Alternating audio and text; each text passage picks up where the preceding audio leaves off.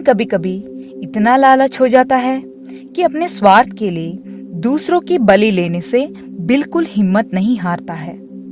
अपना वंशवाहियों की संख्या को ज्यादा करने के लिए दूसरे लोगों को मारने की अंधविश्वास की सोच रखने वाले ये इंसान ये ही सोच उन लोगों के अंत का कारण कराने वाली बात बिल्कुल भूल जाता है।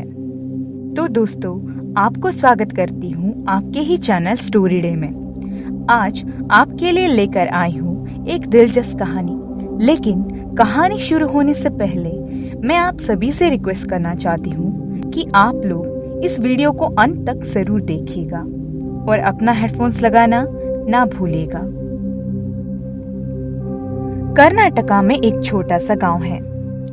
गांव तो छोटा है, लेकिन उस गांव की बात दूर दूर तक फैली थी। ये उन दिनों की बात है जब अंग्रेजों ने भारत पे कब्जा करके यहाँ के लोगों को अपने गुलाम बनाकर रखे थे।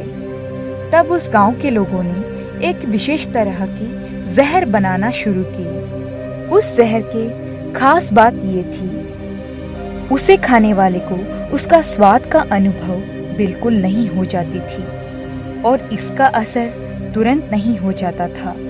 कुछ एक महीने बाद उसको खाने वाले लोगों की डिसेंट से मौत हो जाती थी। बताते हैं, उस जहर ने जब पेट के अंदर जाता है तो पेट के अंदर बाल उगने लगते थे और कोई भी डॉक्टर इस जहर के अंश को पेट के अंदर खोज नहीं पाता था। इसको बनाने की तरीका भी वो लोग राज ही रखे थे। कुछ सालों बाद इस जहर को लोग भयानक तरीके से इस्तेमाल करने लगे। लोग एक दूसरे के घर जाकर खाना खाने से भी डरने लगे। और इस गांव में एक परिवार रहती थी। उसके परिवार में एक बूढ़ी औरत और उसका बेटा और बहू, साथ में उस बेटे की एक बेटा रहता था। बाद में वो लड़का दूसरे शहर पढ़ाई के लिए जाता है।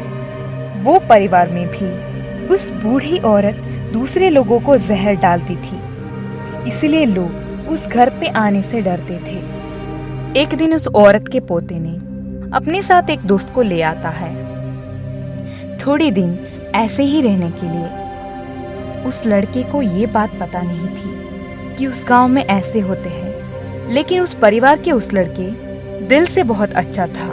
वो ऐसे दूसरों को जहर डालने की इस तरह के काम को बिल्कुल पसंद नहीं करता था।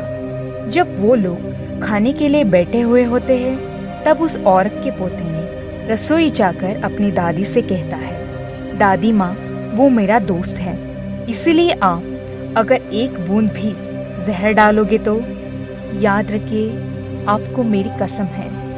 उसकी दादी ने उसको हाँ तो जरूर बोलती है, लेकिन उसकी पोते को इस बात का शक जरूर रहता है, इसीलिए वो खाने की अदला बदली कर देता है और उस लड़के को परोसे हुए खाने को खुद ही खा लेता है।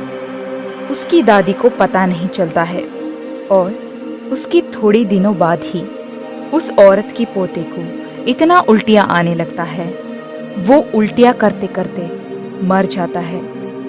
उस औरत की ऐसे दूसरों को बुरा चाहने वाली बुद्धि अंत में उस परिवार के ही लड़के की जान ले जाती है। तो दोस्तों, आपको इस कहानी कैसी लगी कमेंट में जरूर बताइएगा। अगर आप अभी तक हमारा चैनल सब्सक्राइब नहीं किए हो तो जरूर सब्सक्राइब करिए, साथ ही बेल वाला आइकन प्रेस करना ना भूलिए। कहानी अच्छी लगी तो लाइक जरूर कीजिए। मिलते हैं अगली कहानी के साथ, तब तक अपना ख्याल जरूर रखिएगा।